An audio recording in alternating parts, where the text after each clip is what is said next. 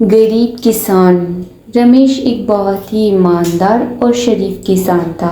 उसकी बस एक ही ख्वाहिश थी कि वो अपने बेटे को पढ़ा लिखा कर एक ईमानदार इंसान बनाना चाहता था, ताकि पढ़ाई ना करने की वजह से उसके बेटे को भी खेतों में किसान का काम ना करना पड़े।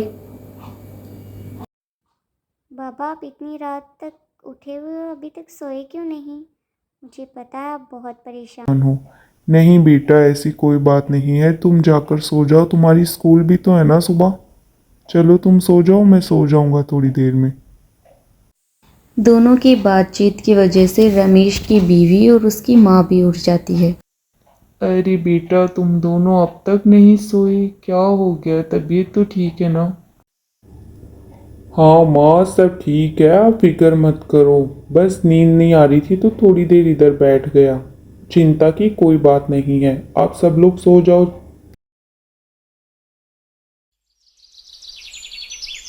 सुबह पिंटू अपनी स्कूल मिस कर देता है। बिंटू बेटा, तुम अब तक यहीं हो, स्कूल क्यों नहीं गए अब तक? तुम्हारी स्कूल तो कब की शुरू हो गई होगी। बाबा, मुझे पता आप मेरी पढ़ाई की वजह से बहुत परेशान हो, इसलिए मैं आपसे पढ़ाई छोड़ के आपकी खेतों में मदद करूँगा। बेटा, तुम अभी इसलिए ऐसा बोल रहे हो क्योंकि तुम्हें अब तक कोई अंदाज़ा नहीं है कि पढ़ाई की क्या अहमियत है। अगर पढ़ाई सही से नहीं की तो अपने बाबा की तरह खेतों में काम करना पड़ेगा। हाँ बेटा, तुम्हारी माँ और बाबा सही कह रहे हैं। आज की दुनिया में पढ़ाई के बिना इंसान की कोई कीमत नहीं। ठीक है दादी माँ, मैं आपसे दिल लगाकर पढ़ाई करूँगा और बड़ा इंसान बनकर बाबा की मदद करूँगा। बिंटू को सारी बात समझ में आ जाती है कि आज की दुनिया में पढ़ाई के बिना कोई वैल्यू नहीं इंसान की, इसलिए उसने दिल लगाकर पढ़ाई करना शुरू कर दिया। कुछ ही सालों बाद बिंटू अपने माँ बाप को बताता है कि शहर से उसको बहुत अच्छी जॉब का ऑफर आया है।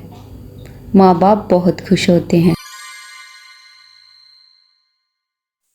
किसान अपनी माँ को बताता है कि आज वो बहुत खुश है कि उसने अपने बेटे को पढ़ा लिखा कर एक अच्छा इंसान बना दिया। माँ कहती है, हाँ बेटा, सही कह रहे हो, काश मैंने भी तुम्हें पढ़ाया लिखाया होता तो तुम यूँ खेतों में मेहनत मजदूरी नहीं करते। तीनों यूँ बात कर ही रहे होते हैं कि बिंटू की कॉल आ जाती है। बिंटू कहता है कि वो तीनों को अपने पास बुलाना चाहता है। तो बच्चों, आज की कहानी कैसी लगी आपको? अगर अच्छी लगे तो लाइक ज़रूर करना।